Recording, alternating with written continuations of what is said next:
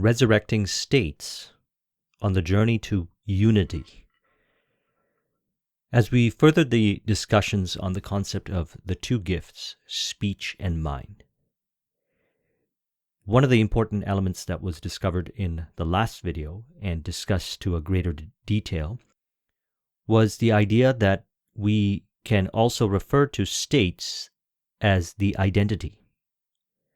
We can identify ourselves with certain experiences and experience reality from that perspective of that identity, both temporary and, we would say, a lot more fixed. Now, when I say a lot more fixed, I'm not talking about permanently fixed. I'm talking about what we refer to as the self-image. See, temporarily, we go in and out of states, perhaps all day long. However, we have something that we would call the home state, or the home identity, or the self-image. One of the important elements of bringing forth that what we desire is changing the concept of self, or more accurately put, bringing forth the true self. We have the power to change the concept of ourself in whatever way we would like to change it. What we're going to find is that we're always going to commit to that which we truly love. That stated, that which we truly love reflects the true self, or the true identity. Now, even as we are discussing this, we're speaking this in relation to the two gifts, speech and mind. In other words, I'm using speech and mind to explain something that stems from the divine realm. Otherwise, we call this the superconscious. One way of looking at it is we have our conscious mind, we have our subconscious, and we have the superconscious mind. The superconscious mind is also known as the divine realm. It is the realm of the infinite. And through this use of certain particular words, to the best of our ability, we aim to explain what is in the infinite. So we do this through stories, metaphors, analogies, concepts, ideas. And we prove it into equation by bringing forth that what we desire. This also brings us a deeper connection with our intuition and the idea and philosophy that we can find the answers within.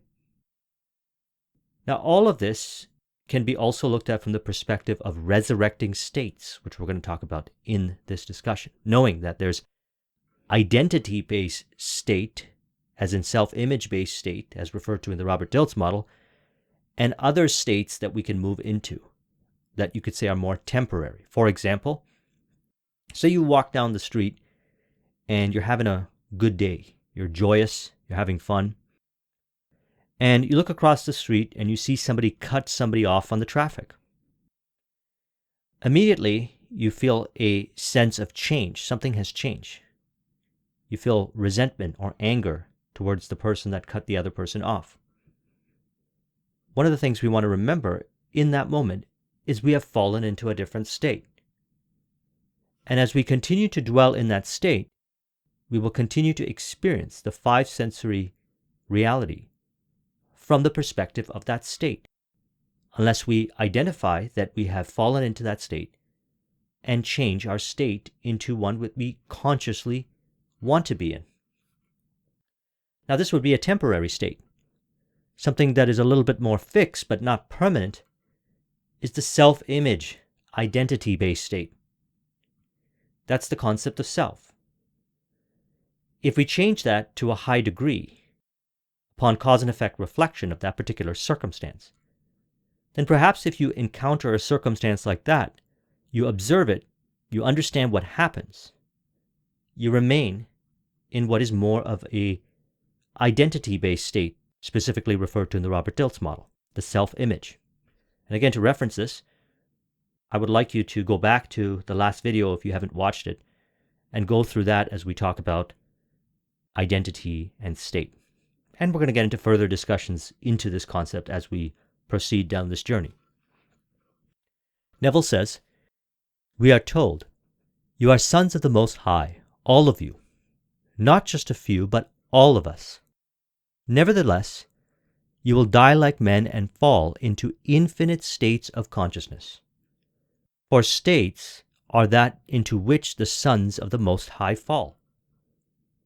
So based on our experiences each day, we can consciously select our states and dwell in them, or we can allow ourselves, based on interpretation within, beliefs within, assumptions within, to fall into states of consciousness that appear to be causative in the outer world, however the cause is within, based on our belief.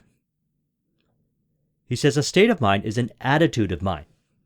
Also, we refer to states of mind as attitudes of mind. A state of experience with a body of beliefs which you live by.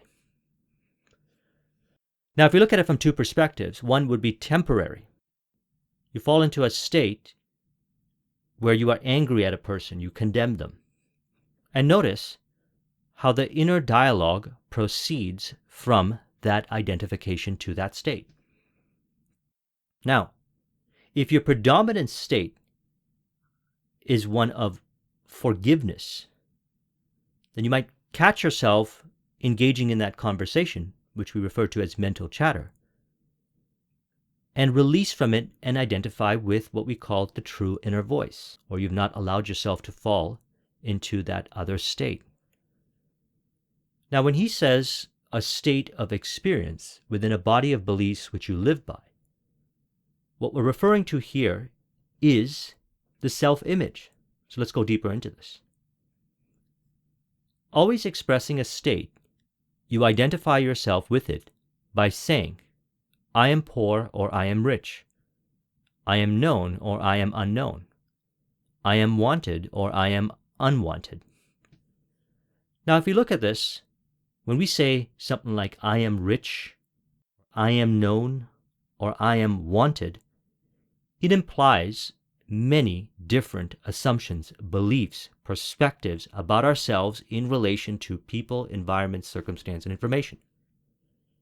If the self-image is one of "I am rich" or "I am known," and we have identified with that particular self-image, which is true because that's what the self-image is, then what has externalized and what will continue to externalize as long as we maintain that self-image, which at that point it is automatic, and unless we, for whatever the reason may be, deny that self-image and fall into a different state and dwell in it long enough to make that the self-image, we will remain to externalize the outer world experiences to reflect that identity or that self-image. Thus you will find, for example, if you identify with "I am rich," that opportunities for receiving money show up almost automatically. It's like you could not prevent yourself from doing business deals if you're an entrepreneur in a way that facilitates profitability. Or you find yourself in the most interesting ways bringing forth the riches. Or if you're wanted, you find yourself always surrounded by people that love you. Because perhaps when you say "I am wanted," it implies love. And that reflection of love is experienced in your interactions with people who always connect with you and relate with you in a way where you realize that you are wanted. Externalization of the self-image within. He says, I would go on indefinitely because there are infinite states into which an individual son of the Most High may fall. So there are infinite states, and some of these states can be experienced as temporary, or some of these states can be ones that we can strongly identify with. Now, much of the information that I've been sharing is about changing the self-image. Because when we reflect upon the Robert Dilts model, we recognize that the identity or the self-image automatically generates the ideal capabilities, behaviors, and environment to reflect there's more allowing than there is force. And again, this really reminds me of what I had learned from Think and Grow Rich back in 2004 when he said it in the book. He said, if you believe that money is a result of hard work alone, perish the thought. And as mentioned a handful of times, when I first heard him say that, it made no sense to me. I thought it was complete nonsense. And the fundamental reason why is because my self-image was so identified with the concept of hard work. That is how I earned. That is how I got to where I was. That is how I was able to achieve everything that transcended what others would consider possible through that particular channel of what we would call hard work. But the thing about the way he said it really stuck with me. He said, if you believe that money is a result of hard work alone, perish the thought. So I said I could be open to it. Perhaps there are other ways. And then as I began to identify with it, my self-image began to change, and I started to find more flow-based and even miraculous automatic ways of bringing forth money. Now this continued on the journey, and still continues, as the outer world experiences that reflect the higher version self-image of myself. As the outer world continues to reflect it, the outer world also affirms it. And as the affirmation of the experiences in the outer world continue, I continue to experience. Now reflect upon this from your own personal experience. Think about a certain belief that you had in your life about yourself that you would call disempowering. Notice how you had received a suggestion from the outer world, or perhaps an inspiration from within, to change that belief around to bring it into something that is more empowering. And as you started to believe that, you started to notice the outer world five-sensory experience change to reflect that particular belief. And as you started to meditate upon, either consciously or observe through the point of affirmation, as in giving gratitude to what shows up, or by simply looking at what shows up and recognizing that the change is a result of the change within, you started to notice that you would affirm that particular five-sensory interpretation. After a while, you became subconsciously competent. That became a way of life. See, we all have the power to do this. We have always done this, and we can continue to do this. So as he states, as a son of the Most High, you can, in the twinkle of an eye, move into any state, but the chances are you will not remain there, for a state is made up of a body of beliefs. So thus, we want to observe our beliefs and identify our beliefs and ensure that our beliefs are in alignment and in contribution to our vision. That would represent the true self-image that is in alignment with our goal, our aspiration, that what we desire to experience. And the simple way of changing this, as he states here, if you spend the day thinking from a certain base, a certain body of beliefs, the chances are you will fall asleep that night in that same belief. Now there's something very powerful about a key concept that he teaches.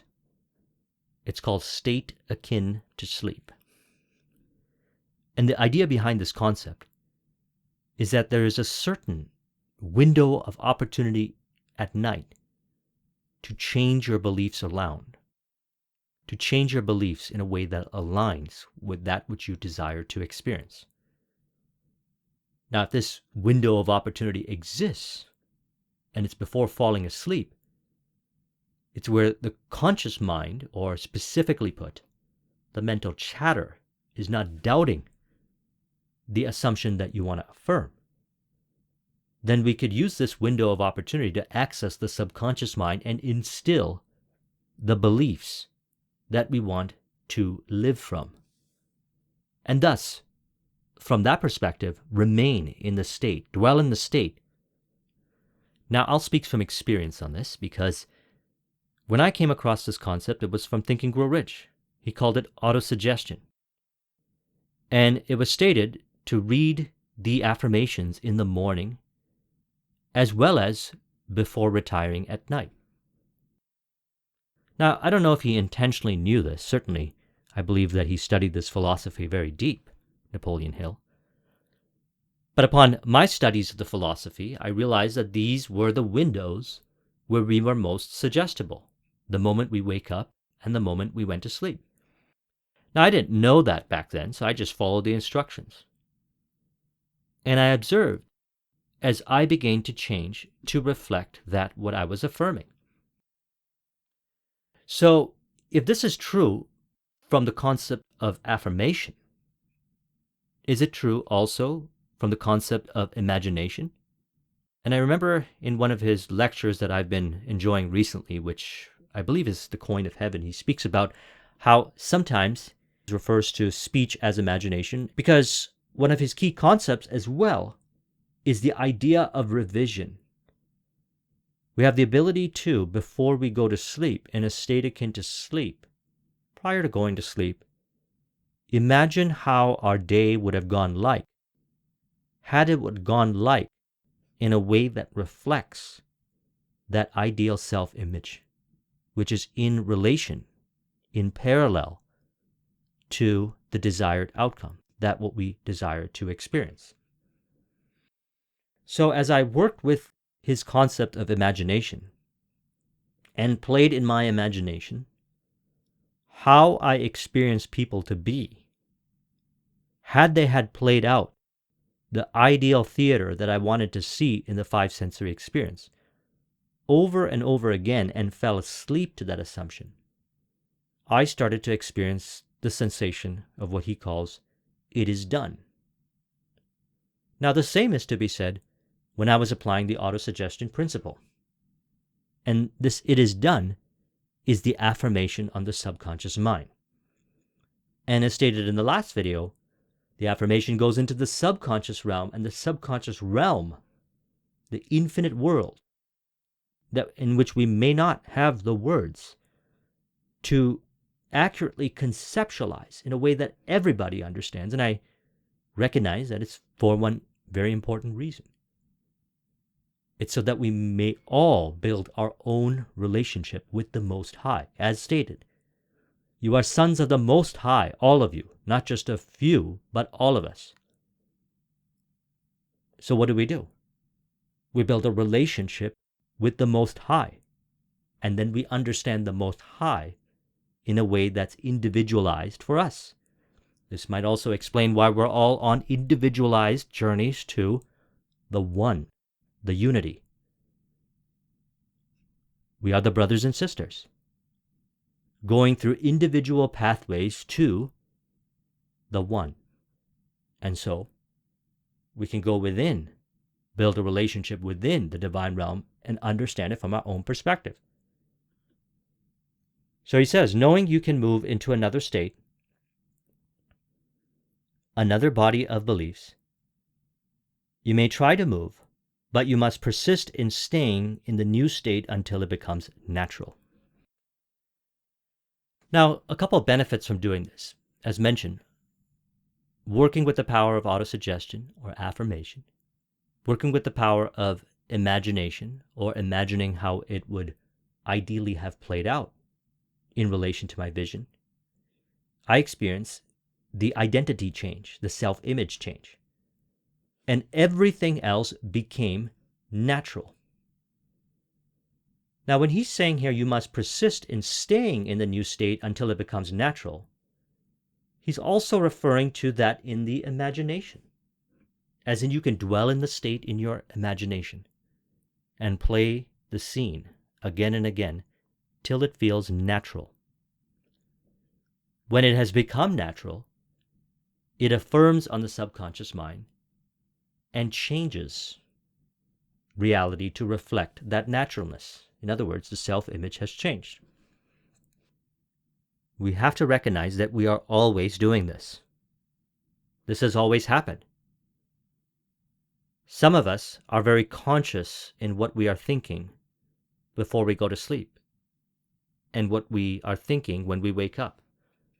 Some of us are very conscious in imagining specifically that which we desire prior to going to sleep, upon arising in the morning, when we're likely to be in a state akin to sleep, when we are the most suggestible. And some of us might not. But it's very important that we become aware of this window of opportunity if we want to work consciously with the two gifts of speech and mind. And it is stated from the last handful of lectures, as I played the clips from Neville, from the Hermetica, that has given the two gifts of speech and mind. We bring forth what we desire in this existence, and then we ascend back into unity, or another world, or wherever we go, which, if you want clues, you can find it by building a relationship with your own subconscious realm. You will bring with you that which you learned, which was the conscious use of the two gifts, speech and mind. So we're here to practice and enjoy this experience, moving through states. So let's go a little deeper into it. How do you get out of a state? Through belief. He says you must believe in the doctrine. You are told, whatsoever you desire, believe you have received it and you will. Sounds like a lot of fun. You mean if I believe in what I desire, I will experience it? And that is how I evolve my beliefs? Well, if I look back from my experience, this is how it happened. I went after what I desired. I went through life observing if I was doing things from a place of what I truly desire, or from what I would call outer world suggestion that would interpret me to do things that was not in alignment with who I truly am. And I made a decision that more so each day I was going to listen to what I would call the heart desires. And you hear me say this a lot. The heart desires, the mind creates. They work as a team, spirit of harmony. And all I got to do is desire it and believe that I will have it. And then everything else changes in between. The actions, the behaviors, the environments change automatically. This is also called divine will or autotelic. So what about if we have friction on the journey? Well, then we have the power of what he refers to as repent. The word repent means a radical change of attitude. He says if you feel you have nothing to live for, you must repent by changing your attitude radically from that state. Don't condemn yourself for the state in which you have fallen. If you don't like it, move into another. Don't feel sorry for yourself, for if you do, you will make the state a habit and remain there. Thus bind to it and identify with it through reactivity. And there's two ways of doing it. Real time in the moment. Identify if we are being reactive, and release from it through inner conversation, through doing what you love to do, simply put, as discussed in the last video. Or at the end of the night, dwell in the vivid imagery in the imagination of how it would have ideally have gone, and fall asleep to that assumption. So as stated here, we are the brothers and sisters, children of the Most High. So not only do we do this to ourselves, but can we do this for each other? Because all represent a mood within us. All people play out the behaviors and assumptions that we have within us. Is this true?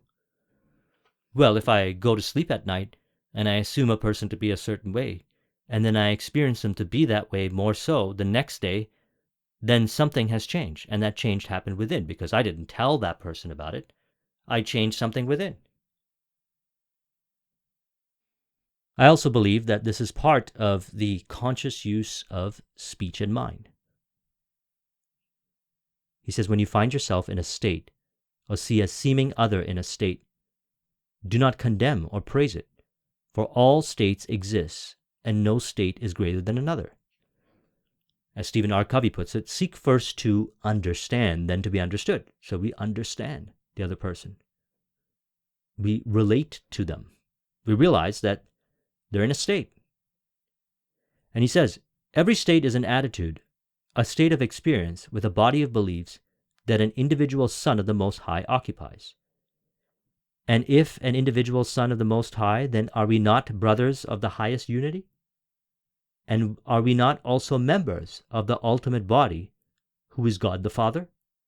So let's go a little deeper into this concept of relating with others via our own state. There are unnumbered states, and the occupant of one state is no better than the occupant of another.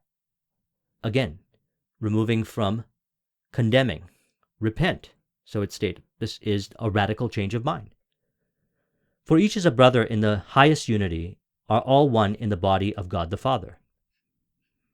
But the state, the attitude of mind to which you most constantly return, constitutes your dwelling place. Well, we can change our dwelling place if we realize that this self-image or this deeper identity or the concept of self is causing us to fall into certain interpretations of the five sensory experience. We can change it. He says, if you dwell in self-pity, you will express the state. But by occupying the state, you are not less than one who is ambitious to enter the White House or the Vatican as the Pope. The individual desiring an ambitious state is not greater or less than the one who doesn't know he is in a state and remains subject to it. So thus, when relating with the brothers and sisters, children of the Most High, we're invited to participate in what he refers to here as a resurrection.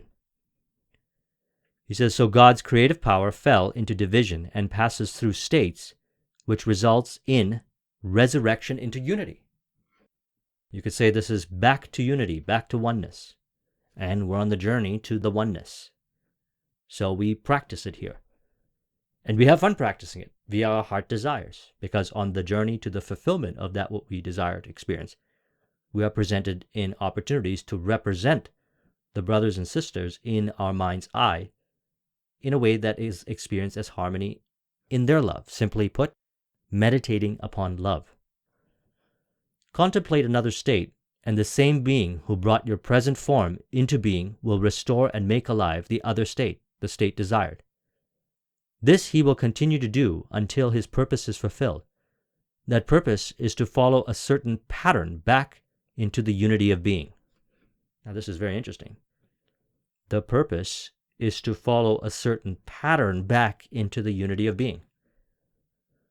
Well, what I've discovered based on my experience and many conversations that I've had with many others in various dynamics is that the pattern is individualized and it is interpreted from within via intuition.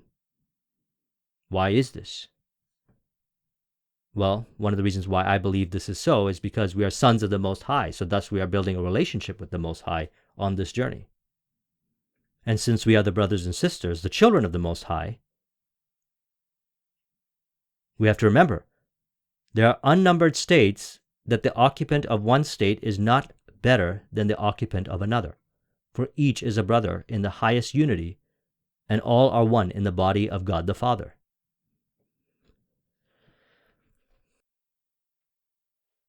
Now this is very powerful because what this suggests is that we have the power to change how we relate to people via how we interpret them to be, via our own selecting of the ideal state within, dwelling in it till it becomes our self-image and remain there as it externalizes as harmonious relationships with the people around us.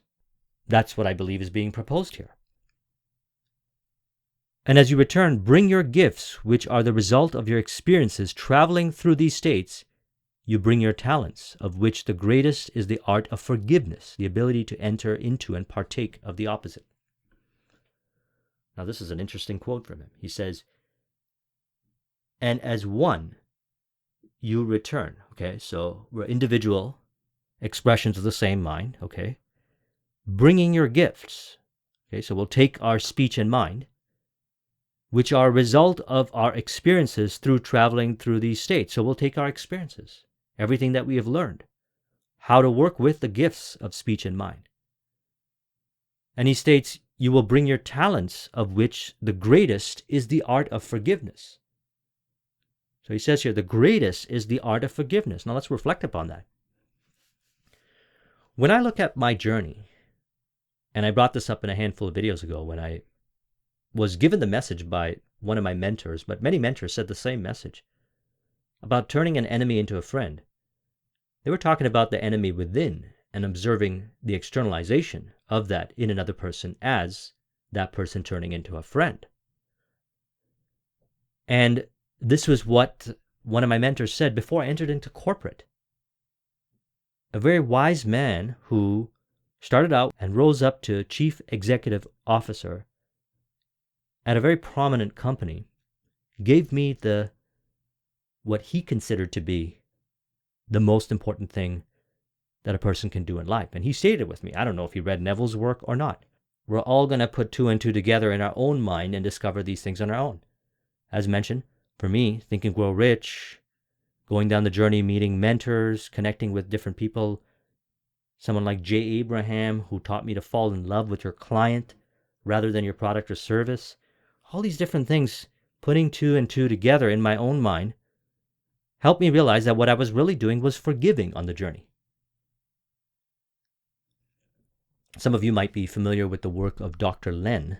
I recommend studying his material. It's called the Ho'oponopono method. And the Ho'oponopono method is essentially a method of forgiveness. It's saying what within me is externalizing as this particular five sensory experience that I need to forgive within. So Neville states here, of which the greatest is the art of forgiveness. So we have a lot of fun in our journey. We bring forth our success, we bring forth what we desire, and we learn how to forgive on the journey. And when all's said and done, we return, bringing our gifts, which are the results of our experience, traveling through these states. He says, when you see someone in despair, can you represent to yourself as he would like to be seen? And can you persuade yourself that what you see is real? To the degree that you are self-persuaded, he will become that man. But upon reflection and realization of the power of the concept of self-image, the identity that makes up our dominant beliefs, what's really happening is we're changing ourselves within, and they're changing. He says, then you will have conquered by forgiveness. You will have taken him out of one state and placed him in another, by doing it into our own selves within. So the greatest challenge to overcome is the art of forgiveness. To completely forgive, I must completely forget the event. So we change it in our imagination. The memory is stored in our subconscious. We go into a state akin to sleep, and we repeat the affirmations. And I'm a huge fan of working with subconscious mind audios to do this. Or we imagine it in our mind's eye, play out the way that we believed it would have played out, which represents, as he states here, when you see someone in despair, can you represent him to yourself as if he would like to be seen? So if you're an entrepreneur on the journey, we do this with our clients, our team members, our vendors, our partners, and to the best of our ability. And as we do it each day, if this remains true, then we will see the changes. And upon having many conversations with others, this is what they've been doing, whether they were aware of it or not. They might not have necessarily been doing it in state akin to sleep. They might also have been doing it real time in the moment, instead of observing the same circumstance play out as theater with the other individual, which we would call disempowering or disharmony. They believe it to be a different way. They believe that person has changed. They create a belief within, or they find the belief within, or they're inspired to a belief within. And they identify with that belief, and they observe as that person change. And as they see that change in the outer world, they experience the affirmation of that change on their self-image, and the self-image begins to change. Only willing to see what you want to see, which is what your heart desires, which is love. If you persuade yourself that you are now what you want to be, you have forgotten what you were before. That's forgiveness. So upon reflection, we realize that we're moving through infinite states. We have the power to choose and identify whatever state we want. Whatever state we dwell into becomes our self-image, or that state represents the identity.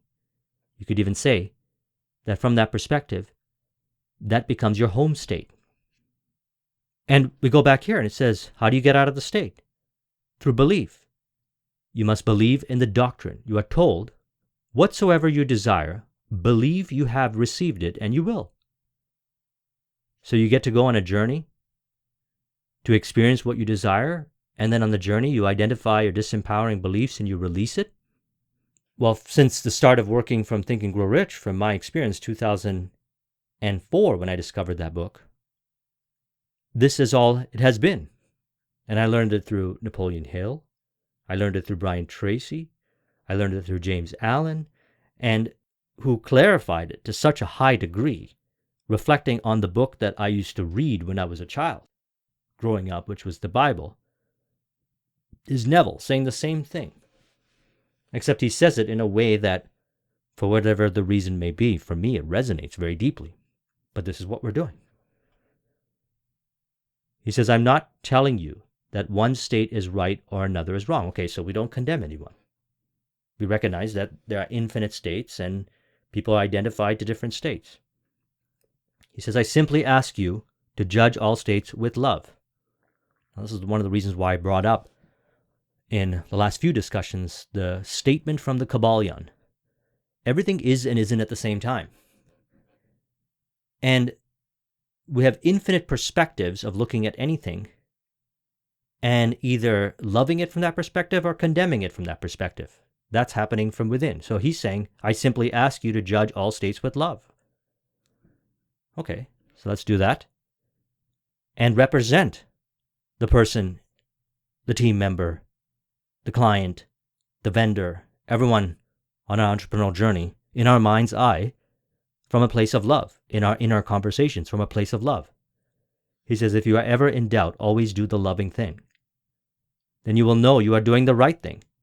If someone comes to you and tells you they want a job, don't ask him how he lost his previous job, thus dwelling in that state. That's why he's saying that. We don't want to dwell in the state.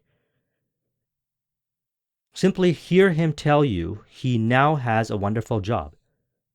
Do that, and you have taken him out of the state of unemployment and placed him in the state of gainfully employed.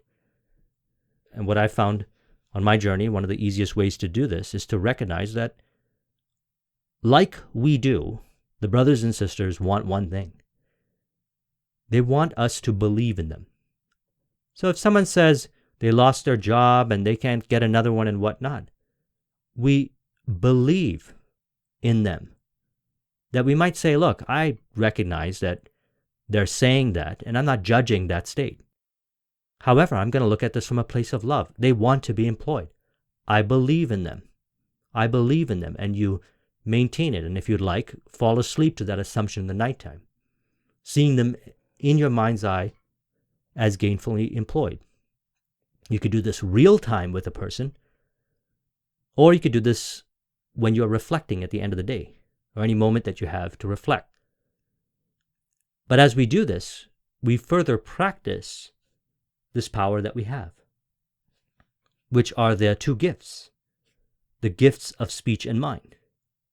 And the promise for doing this, as stated here, and as one you return back to the oneness, bringing your gifts, which are the result of your experiences traveling through these states. You bring your talents, of which the greatest is the art of forgiveness, the ability to enter into and partake of the opposite. Now, you might hear me say this very often. I talk about the idea of unnecessary complexity and convolution. And upon reflection, I look at my own personal experience and recognize how much unnecessary complexity and convolution I've created in my past. And that's okay, because these are all lessons, as a result of not consciously utilizing the two gifts of speech and mind to forgive the brothers and sisters on the journey to bringing forth what I desire, which was whatever I desire. I had that opportunity.